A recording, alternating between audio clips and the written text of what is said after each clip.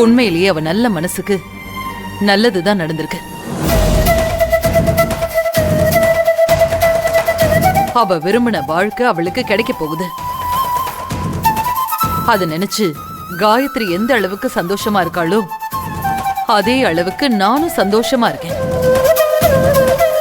நான் சந்தோஷமா இல்லத்த, அணு அணுவா கடந்து செத்துக்கிட்டு இருக்கேன்.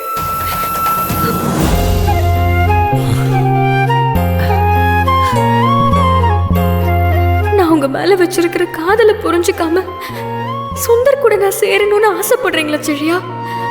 இந்த வார்த்தையை கேட்கவா நான் வந்தேன்?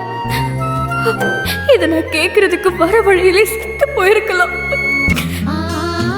நல்ல வேளை செழியா, நீ இந்த மாதிரி காதல் எல்லாம் சிக்காம இருந்த, அதனால உனக்கு எந்த பிரச்சனையும் வரல.